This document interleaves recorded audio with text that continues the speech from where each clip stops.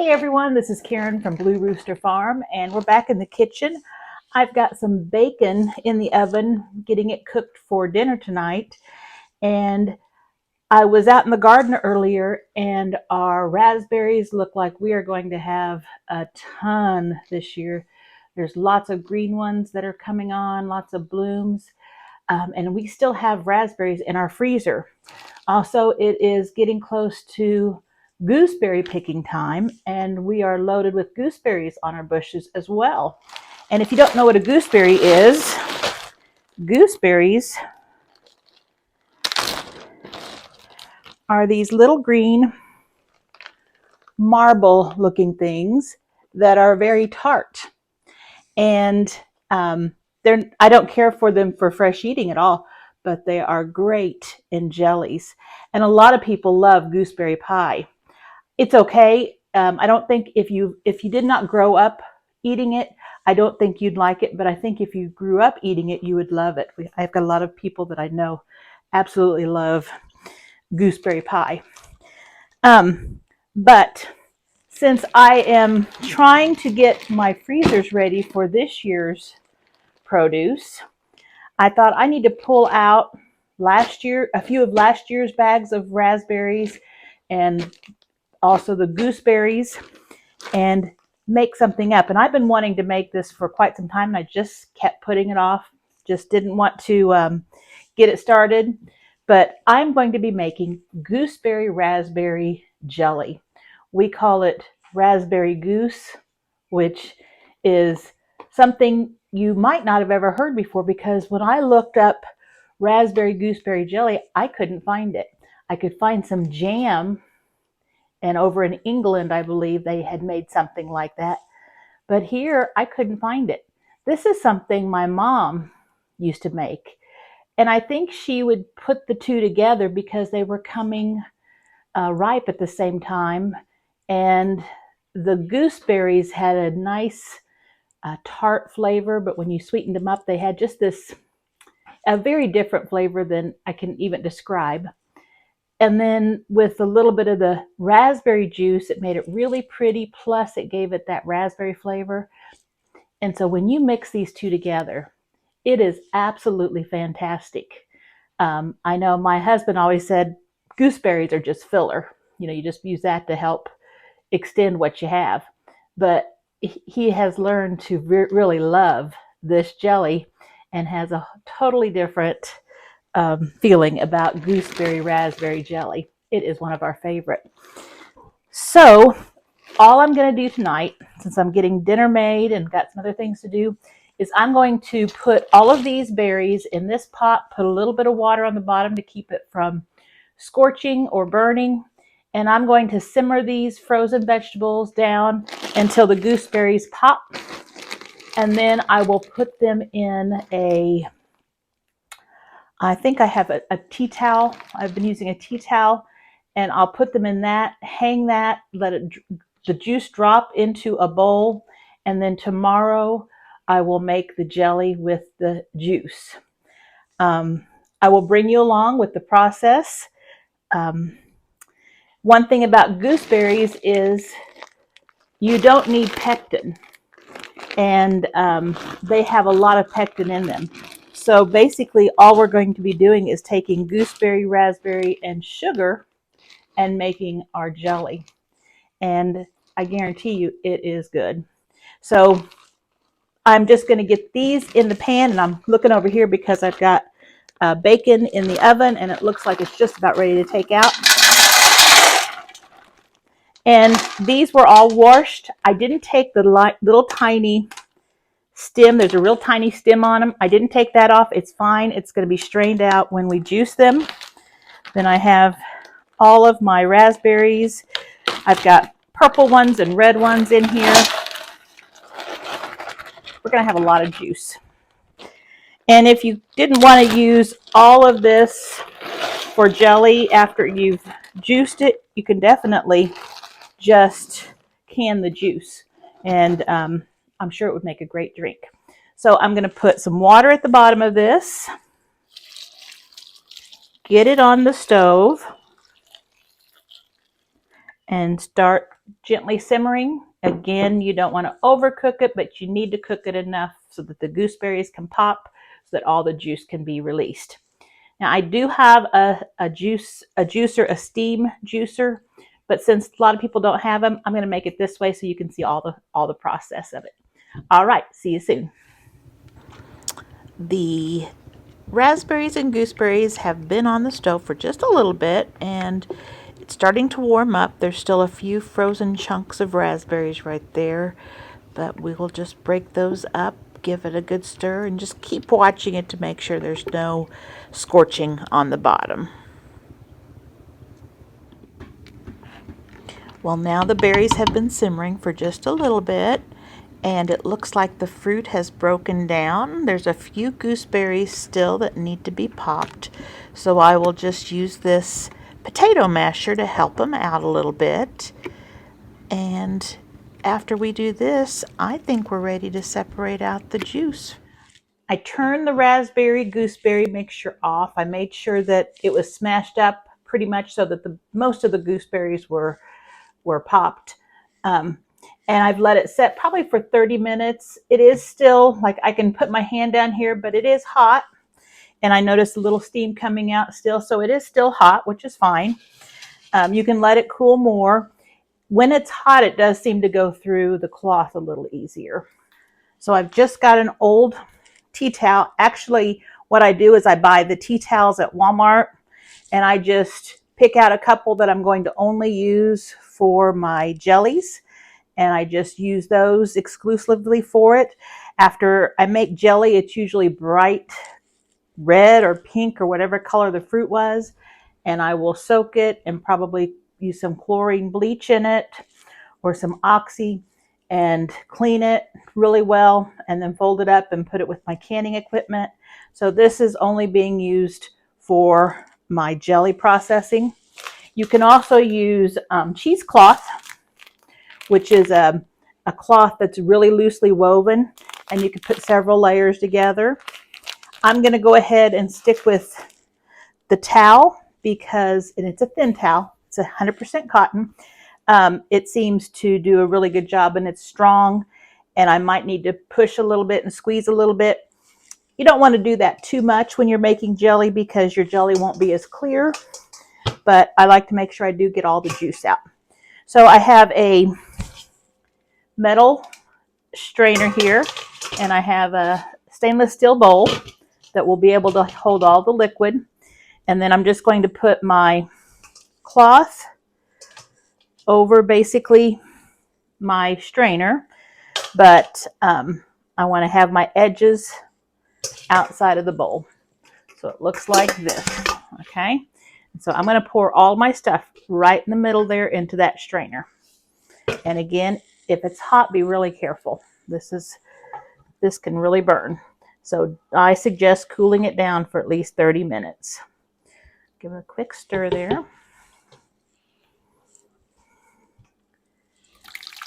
And I suggest also wearing an apron because this will splatter and you will have purple spots on your clothes that might be hard to get out. So that's why I'm always wearing an apron, because I have ruined lots of clothing in my life while cooking. So I'm just getting all of this out. And sometimes this will stain your pans. Just a little bit of chlorine bleach in there will clean it right up. And then what I do, I actually go the corners going across and give that a little tie like that. Then I do the ones on the opposite sides. Just do one little, like you're doing your shoelaces, just that one knot. And then I take two in both hands, two of the loose ends, and tie those together so everything is tied together. Now, if I were hanging this like on a door handle, a cabinet door handle, I would make sure I've got a super good knot in here, because the last thing you want to do is have this plop into your juice and splatter everything in your kitchen. I am not going to be hanging it right now because I've got this strainer, but you can see how the juice is just coming out nicely like that. So what I'm going to do, because if I leave the strainer down in the bowl like this, it's just going to keep in the juice. The bag is touching the juice. So I'm going to just take a Pyrex bowl. I'm going to turn it upside down, and I'm going to set the strainer on the top here. That way the juice will go down and it won't be sitting in the juice.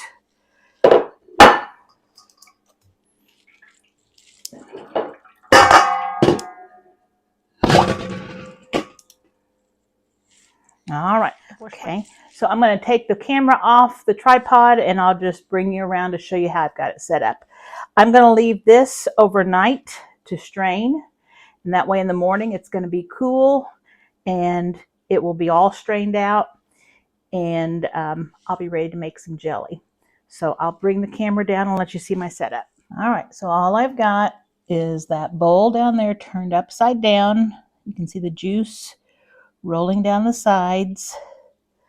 And I've just got that set right there. I'll probably put a tea towel over the whole thing, just so that if there's any flies or anything in the house, fruit flies or anything, they don't get on it. But that's how I've got it, and that's what I'm going to leave it as. And I'll bring you back when I start making the jelly with the juice. We are back in the kitchen the next day. I have the juice here. We're going to take a look at it and see how much we have, and then we're going to start making our gooseberry raspberry jelly. I'm going to turn the camera around so you can see it, and we'll look at it together. Okay, I've got quite the contraption here. I had covered it with the kitchen towel, but I had put this lid over it so that the kitchen towel wouldn't get the stain. So here's what we have, and it looks like there is just a very teeny bit. That's all that's left in the bag. Now if you squeeze it, you're going to have not quite as clear of jelly, but I'm more in favor of rich tasting jelly, and this is going to be such a dark jelly that I'm okay with squeezing it just gently. It's okay, just gently. Sometimes those gooseberries are still in there and they are still full shape, and we just need to kind of mix those around in there. Now, this jelly with those raspberries is going to cause staining. So like I said earlier, you probably want to have an apron on, and you want to have a washcloth handy so that if you make a spill, you can get it cleaned up right away. Just such a deep, pretty color. And it smells so good too.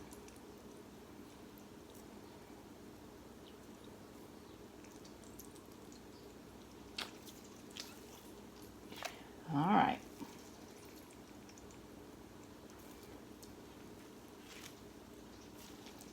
And these cloths absorb quite a bit of that juice too, just wringing the cloth out.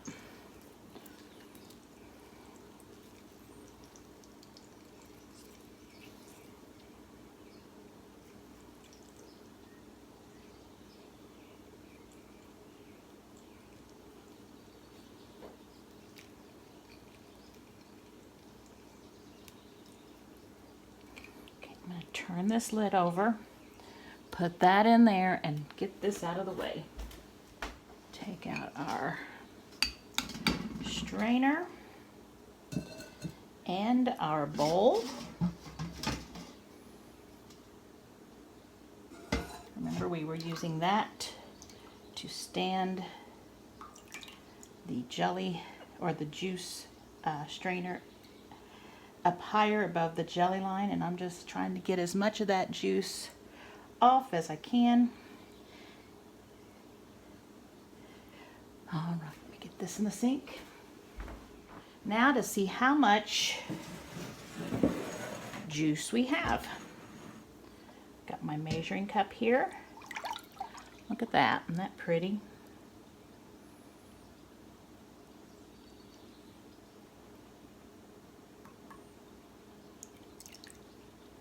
That is just beautiful. Get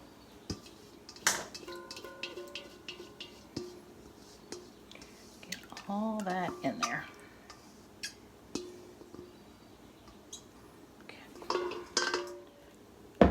We have 6 cups of juice here. Now, according to the recipe my mom shared with me, we add the same amount of sugar as we have juice. 6 cups juice, we're going to put 6 cups of sugar. So let me get my sugar. And you may be thinking that's a lot of sugar, but if you're using pectin, you usually add a lot more sugar, almost double the sugar to the juice. So it really isn't that bad. Remember, this is not something you eat a lot of. You have like a teaspoon on your piece of toast, and that's all. So it is supposed to be something you eat in moderation. So let's put 6 cups of sugar in here. 1, 2, 3, 4, 5, and 6. That might just be a little hair over, but I think some of them were a little short. Now let's pour our juice in. And you need to have a big,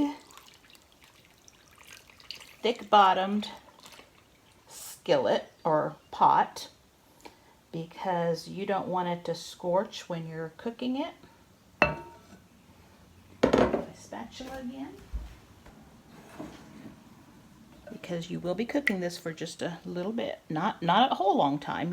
It's going to go pretty quickly, but it will need to boil for just a little bit. Okay, so we'll stir that together.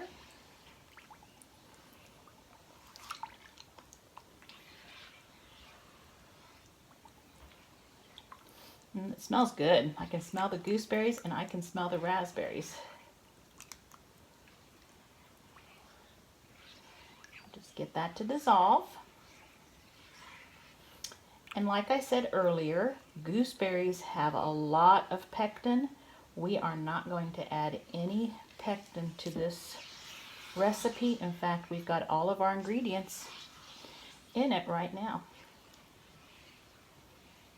Sugar and juice. While I'm cooking this, what I'm going to do is get all my jars ready. I am going to make sure that they are clean. You don't have to sterilize them, because when you do the processing, that sterilizes it. Used to, you would have to sterilize them. Now, if you are doing the old-fashioned way of putting paraffin wax on your jelly to seal it, which we used to do all the time, you do need to sterilize your jars. If you are doing the method where you turn your jar of jelly upside down to seal it, I would suggest you sterilize those jars. You're not processing it to a certain temperature in a processor, so you want to make sure everything is really clean. Okay, but since we're going to be processing this, we just need to have them washed clean, not sanitized.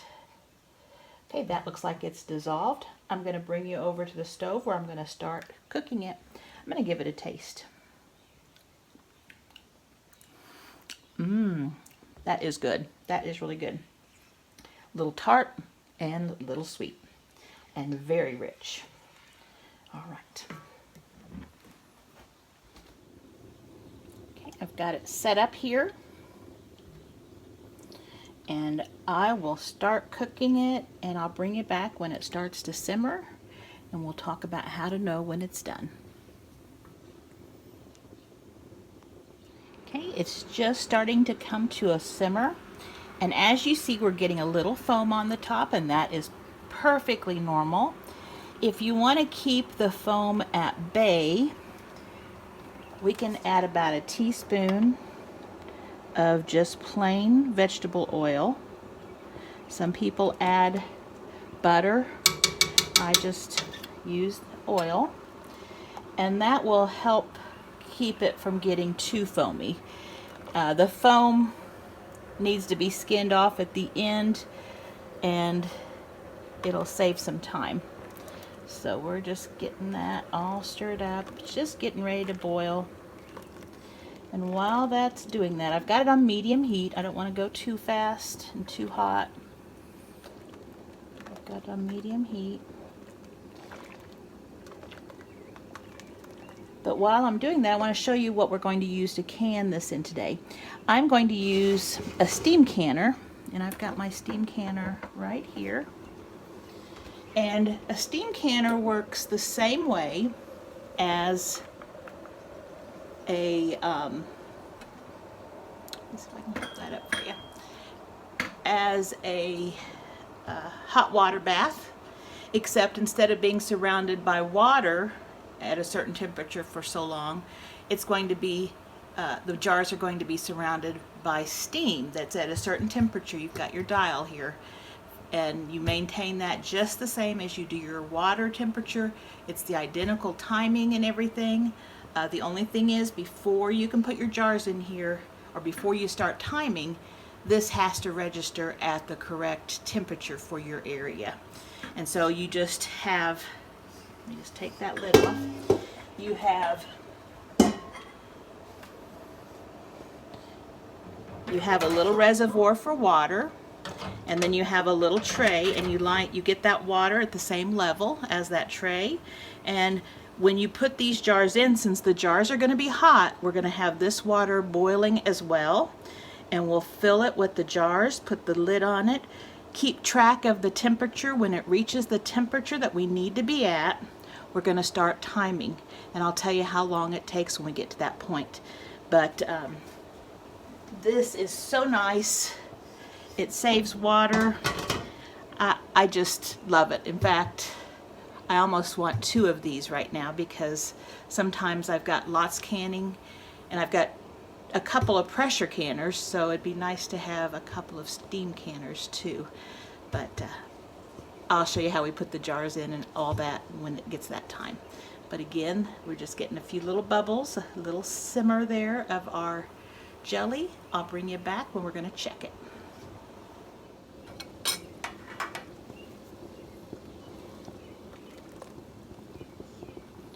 All right, I've brought you back for just a minute, and I want to show you it's getting closer, but I don't think it's quite ready. On my burner here, I've got a gas range. I've got it on medium low because I don't want it to over boil, and it's a constant simmer right now. So I'm going to show you how you're going to check this. So what I'm doing here is I'm letting the juice come off the spoon, and I'm watching for the drops as they come off the edge. Right now I'm having about 1 drop that's coming down pretty quickly. As this mixture gets thicker, it will start coming off in more than 1 drop, and it'll be slower, and those drops will start coming together, and we call that sheeting. So when these drops start coming together, we will know that our jelly is ready to put into jars. Not quite coming together. It's getting there. The other method is a cold plate. This plate's been in the freezer just for a few minutes. It's cold. We're going to take a little drop like that, put it on the plate, let it set for just a second, and then we're going to run our finger through it. If it doesn't come together, you know you're done. I can see it coming together just a little bit. It's getting thicker, but it's not quite there. We'll cook it some more. It looks to me like it's just about done. I'm getting some sheeting on the back of my spoon. Whoops, this way. Starting to sheet off there. The drips are coming together and forming a little sheet.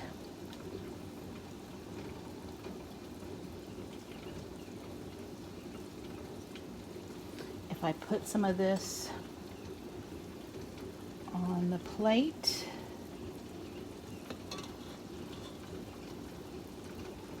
let it cool for just a second.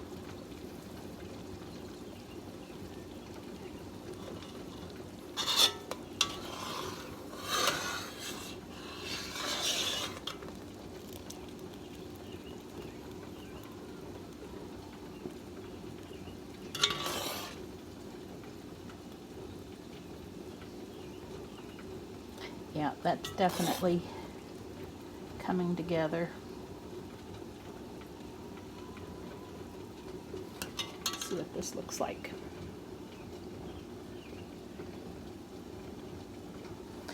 Looks like it's staying apart. I believe we are ready to put them in jars. The jelly is still boiling, so I'm very carefully filling each of these jars to within a 1/4 inch of the top lip of the jar. I also have the steam canner ready to go. It's all hot. Then we want to clean off the rims. So I've got a little vinegar here and a clean cloth. You need to have that rim very clean so that the seal will seal to this jar. And while you're doing this, you can feel to see if you have any cracks or anything on that lid. If so, you need to change lids because that is no good and it won't seal. Okay, that looks good. Clean lids. And you want to make sure your rings are in good shape too. If they're bent, they may not hold the lid close to the jar and it won't seal. That's happened to me a couple of times. I didn't realize it when I put them on. And you go fingertip tight.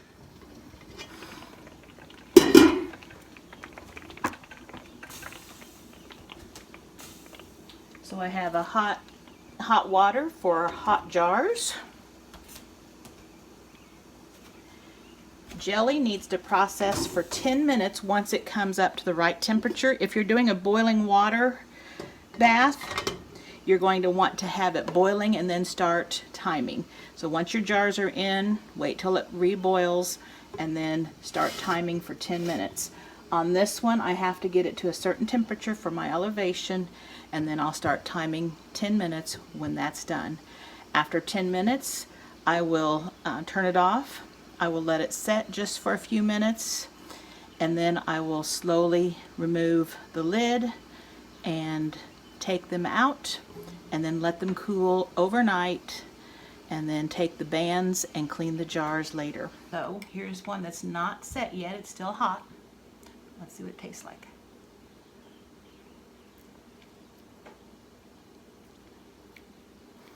Really good.